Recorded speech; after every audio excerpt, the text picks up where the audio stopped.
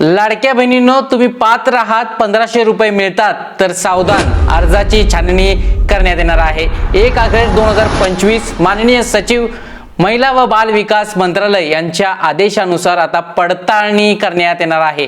पहा, नारी शक्ती ऍप वरती ज्यांनी फॉर्म भरलेला आहे दिनांक 1/7/2024 ज्यांचे वय 21 वर्षे पूर्ण झालेले नव्हते त्यांनी फॉर्म भरलेले आहेत त्या अपात्र। तसेच वेब पोर्टल वरती 30/9/2024 रोजी 21 वर्षे पूर्ण झाली नसतील तर त्या महिला अपात्र। त्याचबरोबर 1 ऑगस्ट 2025 रोजी 65 वर्षे ज्यांची पूर्ण झालेले आहेत त्या महिला सुद्धा अपात्र। आणि महत्त्वाचं म्हणजे तुमचे आधार कार्ड आहे, आधार कार्ड मध्ये जन्मतारीख आणि वयाच्या पुराव्यामध्ये जन्मतारीख तफावत असेल त्या सुद्धा महिला अपात्र। रेशन कार्ड म्हणजे एक कुटुंब, आता एका कुटुंबात 2 महिला पात्र असणार आहेत, एक अविवाहित आणि एक विवाहित। जर यापेक्षा जास्त महिलांनी यामध्ये नोंदणी करून पैसे घेतले असतील तर त्यापैकी फक्त विवाहित आणि अविवाहित एकालाच भेटणार।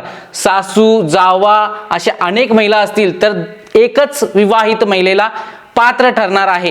पहा, ज्यांचे जुने रेशन कार्ड होते आणि आता नवीन बदललेले असेल तर जुनेच रेशन कार्ड ग्राह्य धरण्यात येणार आहे। एका कुटुंबातील 2 विवाहित महिला अपात्र ठरणार आहेत, 2 बहिणी अपात्र ठरणार आहेत। अशा प्रकारच्या अनेक पडताळणी करण्यात येणार आहे। महिला व बाल विकास जे तालुका ठिकाणे आहेत त्यांचे आदेश भेटतील। अंगणवाडी सेविका सुद्धा यामध्ये काम करू शकतात। आता अधिकची माहिती कधी भेटते त्यानुसार नेक्स्ट व्हिडिओ असणार आहे।